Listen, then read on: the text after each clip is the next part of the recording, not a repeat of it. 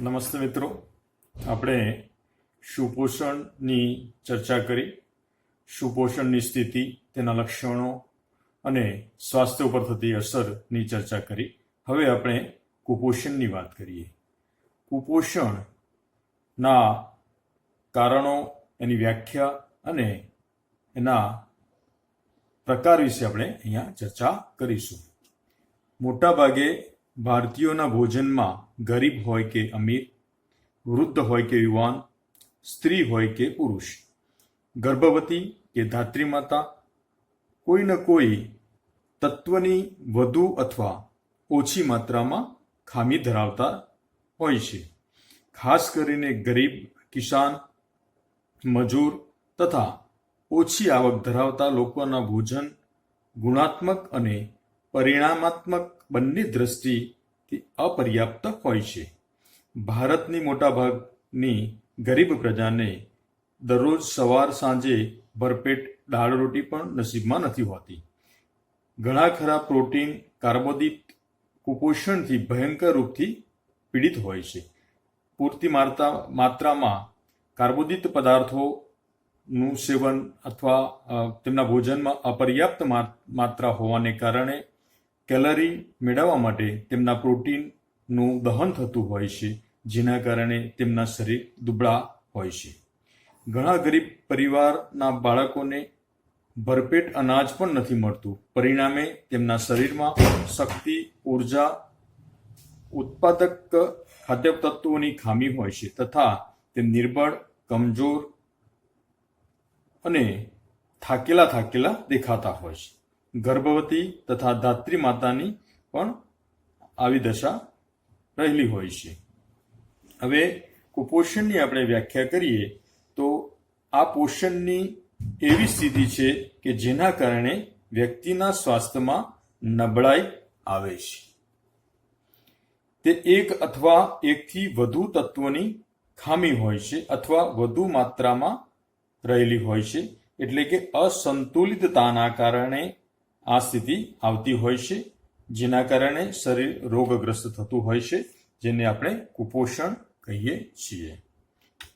હવે કુપોષણની સ્થિતિની આપણે વાત કરી કે અલ્પપોષણ અને અતિપોષણ. એના આપણે બે પ્રકારે આપણે ચર્ચા કરીશું, અતિપોષણ અને અલ્પપોષણ. તો સૌપ્રથમ આપણે અતિપોષણની વાત કરીએ તો અતિપોષણ એટલે કે જ્યારે વ્યક્તિના આહારમાં કોઈ પોષક તત્વોની માત્રા વધુ થઈ જાય છે તથા લાંબા સમય સુધી તે વધુ માત્રા લે છે, ત્યારે તેને અતિપોષણ કહેવાય છે. જેના કારણે વ્યક્તિ મોટાપા એટલે કે ઝાડાપણું અથવા તેને ઓબેસિટી કહેવામાં આવે છે. ઝાડાપણાના કારણે આવી વ્યક્તિના રુધિરની અંદર કોલેસ્ટ્રોલનું પ્રમાણ વધતું હોય છે, જેના કારણે હૃદયરોગ અને ઊંચું લોહીનું દબાણ, હાઇપર વિટામિનની વધુ પ્રમાણના કારણે તથા ડાયાબિટીસ જેવા રોગોનો તે ભોગ બનતું હોય છે. હવે આપણે આ ઓબેસિટી અથવા અતિપોષણની ચર્ચા કરી. હવે અલ્પપોષણની આપણે ચર્ચા કરીશું. જ્યારે વ્યક્તિના ભોજનમાં કોઈ ને કોઈ પોષક તત્વની ખામી કાયમ માટે રહે છે, ત્યારે તેને અલ્પપોષણ કહે છે. જેના કારણે કેટલાય રોગ તેના શરીરમાં ઘર કરતા હોય છે, જેવા કે મેરાસ્મક, ક્વાશિયોકોર, અંધત્વ, સ્કર્વી, રિક્ટેસ, બેરીબેરી, લોહીની ખામી સર્જાતી હોય છે, એનિમિયાનો ભોગ બનતું હોય છે. વિકાસશીલ તથા અવિકસિત દેશોના વધારે લોકોમાં અલ્પપોષણના કારણે કેટલાય રોગો થતા હોય છે. ભારતની આપણે વાત કરીએ તો 1 થી 5 વર્ષના બાળકો તથા ગર્ભવતી માતાઓના લોહીની ખામી એનિમિયાના રોગથી પીડાય છે. અલ્પપોષણના પણ બે પ્રકાર છે. એક પ્રાથમિક અલ્પપોષણ.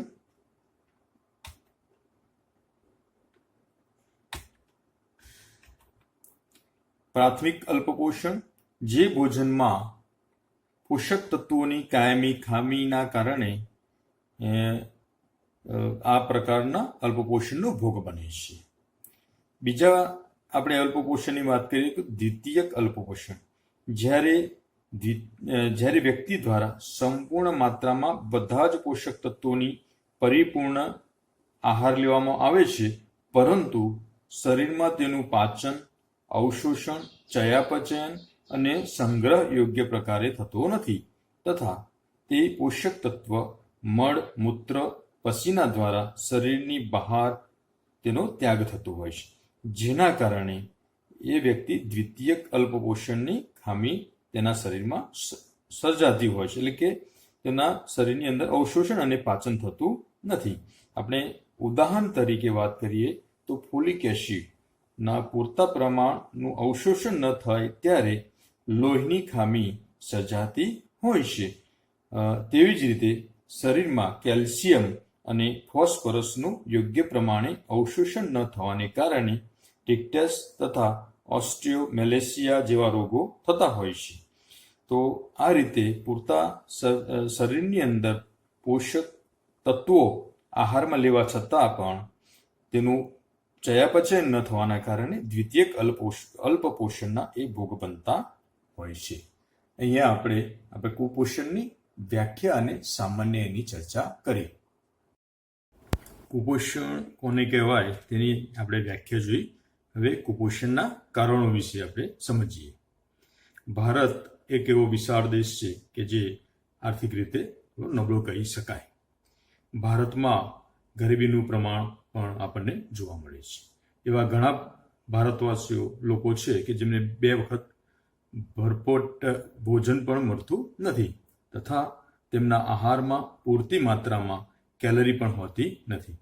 ખાસ કરીને નીચી આર્થિક સ્થિતિ ધરાવતા લોકો, મજૂર વર્ગ, નિર્ધન કિસાન તથા તેમના બાળકો કુપોષણના અધિક શિકાર હોય છે.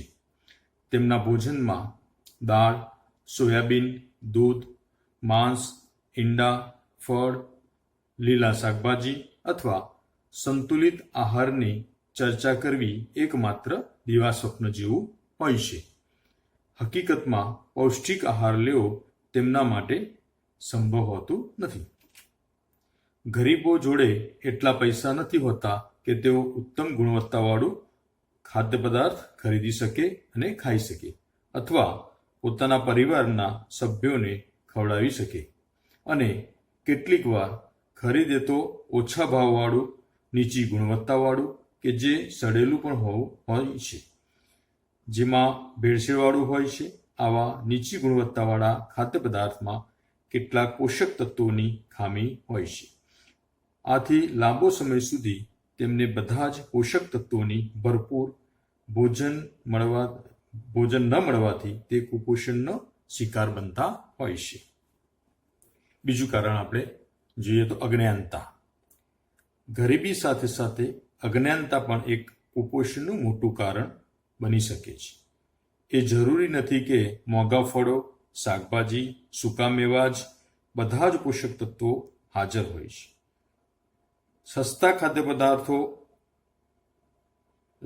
કેટલાક શાકભાજી, સસ્તા ફળો પણ પોષક તત્વોથી ભરપૂર હોઈ શકે છે, જેવા કે પાલક, સરગવાના પાન, ચણા, ગાજર, ખજૂર વગેરે.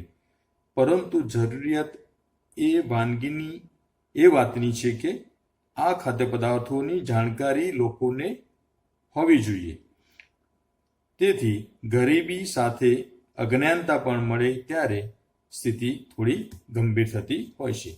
તેથી કુપોષણની ભયાનક પરિસ્થિતિ પેદા થતી હોય છે.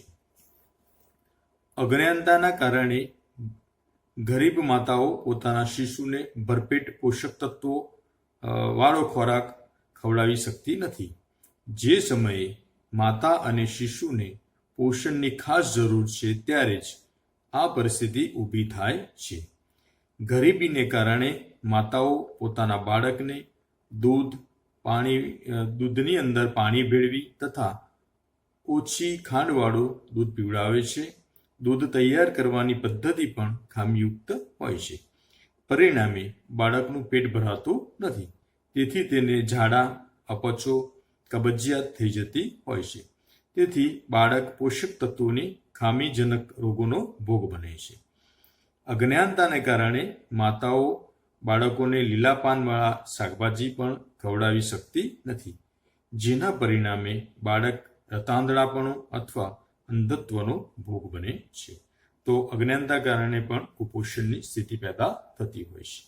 હવે વસ્તી વૃદ્ધિ. ભારતની અંદર વધતો જતો વસ્તી વૃદ્ધિનો દર પણ કુપોષણનું કારણ બની શકે છે. જે પ્રમાણમાં ભારતની વસ્તીમાં વધારો થઈ રહ્યો છે તે પ્રમાણે ખાદ્ય પદાર્થોનું ઉત્પાદન નથી થઈ રહ્યું. પરિણામે પ્રતિ વ્યક્તિ ખાદ્ય પદાર્થોનો વપરાશ ઓછો થાય છે, કેમ કે ઉત્પાદન ઓછું થવાના કારણે તે મોંઘું થાય છે, જેથી ખાસ કરીને નિર્ધન ઓછી આવકવાળી વ્યક્તિ ખરીદી શકતી નથી. ભારતમાં માતૃ શિશુ દર પણ અધિક છે. માતાઓ અશિક્ષિત છે, જેથી પ્રજનન પર રોક લગાવી શકતી નથી.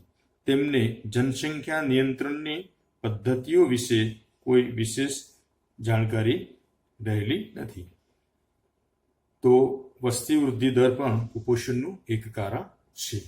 હવે ચોથું કારણની વાત કરીએ તો શિક્ષણનો અભાવ. શિક્ષણનો અભાવ જ બધી જ બુરાઈનું મૂળ કારણ કહી શકાય. અશિક્ષિત વ્યક્તિઓમાં વિચારવાનું, સમજવાનું, કલ્પના કરવાની ક્ષમતાની ખામી હોય છે. તેથી તેઓ કયા કયા ખાદ્ય તત્વોમાં કયા કયા પૌષ્ટિક તત્વો હોય છે તથા પોષક તત્વોની પૂર્તિ કઈ રીતે કરી શકાય તેની તેમને જાણ હોતી નથી. તેથી તેઓ યોગ્ય ભોજનની પસંદગી કરી શકતા નથી. કેટલીક વાર ખાદ્ય પદાર્થો ઉપલબ્ધ હોય અથવા સુખી કુટુંબ હોય, મોંઘા ખાદ્ય પદાર્થો ખરીદવાની ક્ષમતા હોય, તેમ છતાં આ શિક્ષણને કારણે તેમનો ઉપયોગ ભોજનમાં કરતા નથી અથવા થતો નથી. પરિણામે કુપોષણની સંભાવના પ્રબળ રહેતી હોય છે. એટલે કે ભરપેટ જમવા ભોજનની વાત કરતા હોય છે, પણ કેટલામાંથી કયું પોષણ કયા આહારમાંથી મળે છે તેમની જોડે એ સમજ હોતી નથી. તો શિક્ષણના અભાવના કારણે પણ કુપોષિત થતા હોય છે. હવે આપણે પાંચમો મુદ્દો આ કુપોષણની વાત કરીએ તો બેરોજગારી. ભોજનની એ પહેલા આપણે અપર્યાપ્ત માત્રાની આપણે થોડી પહેલા બેરોજગારીની ચર્ચા કરી લઈએ. બેરોજગારી પણ કુપોષણનું એક મુખ્ય કારણ હોઈ શકે. વસ્તી વધારો, પોતાનો ધંધો ન હોય, સરકારી કે ખાનગી કંપનીઓમાં નોકરીનો અભાવ હોય, જેના કારણે યુવાન બેરોજગાર બનતા હોય છે. નોકરીની તલાશમાં ઘેર ઘેર ઠોકરો ખાતા હોય છે, છતાં તેને નોકરી મળતી નથી. પરિણામે આવક ન મળતા ગરીબી એટલે કે બેરોજગારીના કારણે તેઓ પૂરતા પ્રમાણમાં આહાર ભોજન ન લઈ શકવાને કારણે કેટલીક વાર કુપોષણનું મુખ્ય કારણ કુપોષણ એક કારણ એ પણ કહી શકાય. હવે ભોજનની અપર્યાપ્ત માત્રા. ખાદ્ય પદાર્થોની અપૂરતી માત્રા જન સમુદાય માટે કુપોષણનું કારણ બની શકે છે. ખાદ્ય પદાર્થોની અપૂરતી માત્રા તેના ઉત્પાદન પર આધારિત રાખે છે. ભોજનનું ઉત્પાદન આપણે જે નીચેના કારણો ઉપર આધારિત છે. એક તો ભૂમિ. વધતા જતા વસ્તી વધારાને કારણે કૃષિ ઉત્પાદનની જમીન આવાસમાં બદલાઈ જતી હોય છે. જંગલ કપાઈ રહ્યા છે. કેટલીક જમીન રેતાળ, પથ્થરવાળી, ખારાશવાળી હોવાને કારણે કૃષિ ઉત્પાદન થઈ શકતું નથી. આવી જમીનમાં કૃષિ ઉત્પાદન ખૂબ જ ઓછું થાય છે, જેથી તેવા વિસ્તારમાં ભોજનની પર્યાપ્ત માત્રા ઓછી હોય છે. બીજું એવું કારણ છે સિંચાઈની સુવિધા ન હોવી.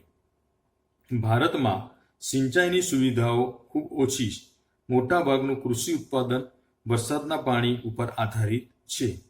જો સમયસર વરસાદ આવે અને પ્રમાણસર હોય તો કૃષિ ઉત્પાદન સારું થતું હોય છે. જોકે ગુજરાતની અંદર સુજલામ સુફલામ અને કેટલીક જળ યોજનાઓ એવી છે જેના કારણે કૃષિ ઉત્પાદન સારું એવું થતું હોય છે. પણ કેટલાક કેટલાક રાજ્યોના કેટલાક એવા વિસ્તારો છે કે જ્યાં આજે પણ ત્યાં સિંચાઈની અપૂરતી સુવિધાના કારણે ત્યાં કૃષિ ઉત્પાદન થતું નથી. પરંતુ વધુ વરસાદ, પૂર આવે તો ખેતી નાશ પામે છે, જેથી કૃષિ ઉત્પાદન ખૂબ જ ઓછું થતું હોય છે, જેથી જન સમુદાયને પૂરતી માત્રામાં ભોજન પ્રાપ્ત થતું નથી. જ્યારે રણ પ્રદેશમાં વરસાદ ન હોય તો તે કારણે પણ કૃષિ ઉત્પાદન થતું નથી.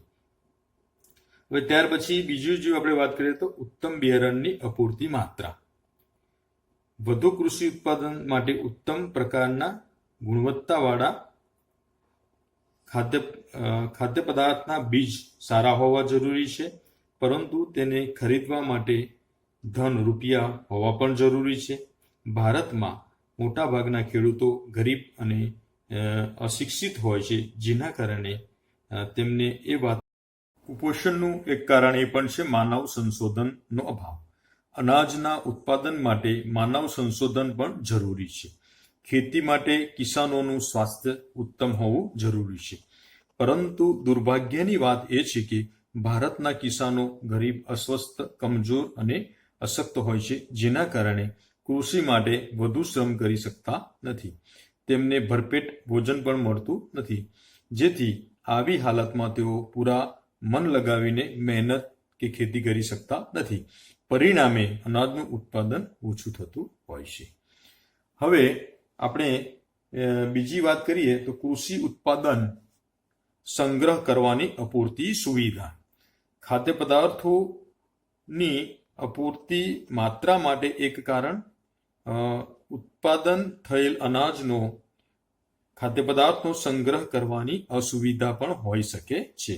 ઉત્તમ ગોડાઉન કે કોલ્ડ સ્ટોરેજના અભાવના કારણે ઉત્પાદન થયેલ ખાદ્ય પદાર્થને કીડી મકોડા, ઉંદર, પ્રાણીઓ, પક્ષીઓ અને સૂક્ષ્મ જીવાણુઓથી બગાડ થતો હોય છે. ઉંદર અનાજને ખાઈ જાય છે, તેના કરતાં તેનો બગાડ વધુ કરે છે, જેના કારણે ઉત્પન્ન થયેલ ખાદ્ય પદાર્થો થોડા દિવસમાં સડી જતા હોય છે અથવા તેનો બગાડ થતો હોય છે. તેના કારણે પણ પૂરતા પ્રમાણમાં ઉત્પાદન થયેલો જે ખાદ્ય પદાર્થ છે એ લોકો સુધી પહોંચતો નથી, જેના કારણે પણ એક કારણ એ કહી શકાય કે ખાદ્ય પદાર્થોની અપૂરતી માત્રામાં એ જવાબદાર છે. હવે બીજી આપણે વાત કરીએ તો ખાદ્ય પદાર્થોના પરિવહન અને વિતરણમાં મુશ્કેલી. દરેક ખાદ્ય પદાર્થો દરેક જગ્યાએ નથી ઉગતા. જેમ કે દક્ષિણમાં ચોખાનું વધુ ઉત્પાદન થાય છે, ઉત્તર ભારતમાં પંજાબ અને હરિયાણામાં ઘઉં, કાશ્મીરમાં સફરજન, ગુજરાત, મહારાષ્ટ્રમાં કેરીનો પાક વધુ થતો હોય છે. જેથી આવા ખાદ્ય પદાર્થો દેશના ખૂણે ખૂણે પહોંચવા માટે ટ્રાન્સપોર્ટેશનની સુવિધા પૂરતા પ્રમાણમાં હોતી નથી, તથા કેટલીક વાર સરકાર દ્વારા અપનાવેલી વિતરણ વ્યવસ્થા યોગ્ય ન હોવાને કારણે જરૂરિયાતમંદો સુધી ખાદ્ય પદાર્થો પહોંચી શકતા નથી, જેથી ભૂખમરાનો કારણે કુપોષણ જોવા મળે છે. હવે બીજું એક કારણ છે ખાદ્ય પદાર્થોમાં થતી ભેળસેળ. કેટલીક વાર ઉત્પાદન, વિતરણ, સંગ્રહ કરવાની સાથે સાથે ખાદ્ય પદાર્થોમાં હલકા ખાદ્ય પદાર્થો, સડેલું અનાજ, રેતી, કાંકરા, અખાદ્ય પદાર્થોની ભેળસેળ વેપારીઓ વધુ પૈસા કમાવા માટે કરે છે. ભેળસેળના કારણે તેની પૌષ્ટિકતા, ગુણવત્તા ઓછી થાય છે. તે સ્વાસ્થ્ય માટે હાનિકારક છે. જેમ કે દૂધમાં પાણી ભેળવતા તથા હળદર, મરચું, વરિયાળી જેવા ખાદ્ય પદાર્થો કૃત્રિમ રંગ ભેળસેળ કરતા તે સ્વાસ્થ્ય માટે હાનિકારક હોય છે.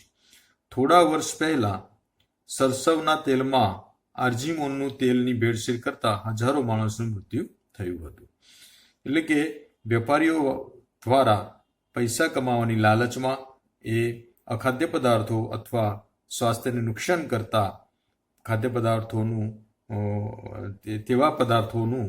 પદાર્થોની અંદર ભેળસેળ કરે છે, જેના કારણે લોકોના સ્વાસ્થ્યને નુકસાન પહોંચે છે. હવે ભોજન સંબંધી કેટલીક ખોટી માન્યતાઓ ની આપણે ચર્ચા કરીએ. હિન્દુ ધર્મ પ્રણાલી અનુસાર માંસ, માછલી, ઈંડા અને માંસાહાર ખોરાક છે, જે ખાદ્યો અધર્મ ગણાય છે. કેટલાક પરિવારોમાં ગર્ભવતી સ્ત્રીઓને પપૈયું ખાવા દેવામાં આવતું નથી, કેમ કે તેનાથી ગર્ભપાત થવાની શક્યતા રહેલી છે. પરંતુ પપૈયું એ પાચન શક્તિ માટે ખૂબ જ લાભદાયી છે. તેવી જ રીતે પાલક, જાંબુ જેવા ફળો પણ ગર્ભવતીને ખાવા દેવામાં આવતા નથી, કારણ કે જેનાથી બાળકનો રંગ કાળો થઈ જાય. આવી વ્યાપક ખોટી માન્યતાઓને કારણે કેટલીક વાર પૌષ્ટિક આહાર ન ખાવાથી કુપોષણની પરિસ્થિતિ સર્જાતી હોય છે. હવે આજના યુવાનોની ફેશનના કારણે પણ, સ્લમ દેખાવ, આ બધાના કારણે પણ કુપોષિત થતા હોય છે.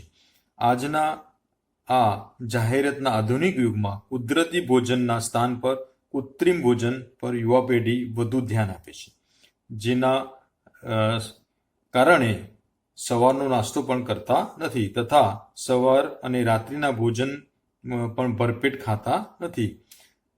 તેની જગ્યાએ સેન્ડવિચ, બર્ગર, પાઉંભાજી જેવા ફાસ્ટફૂડ ખાદ્ય પદાર્થો લઈ પોતાનું પેટ ભરે છે અને દિવસ પૂરો કરે છે, જેથી તેના ભોજનમાં પૌષ્ટિક તત્વોની ખામી સર્જાતા કુપોષણનો ભોગ બને છે. હવે તેવું જ બીજું કારણ છે પાચન, અવશોષણ અને ચયાપચયની ખામી.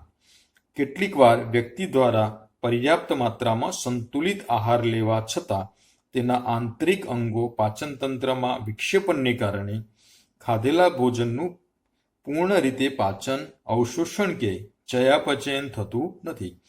તેના કારણે શરીરમાં પોષક તત્વોની ખામી સર્જાતા કુપોષણનો ભોગ બને છે.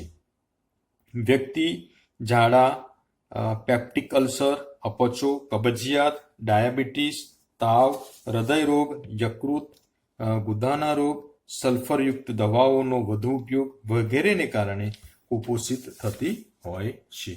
તો આ બધા આપણે કુપોષણના કારણોની અહીંયા ચર્ચા કરી.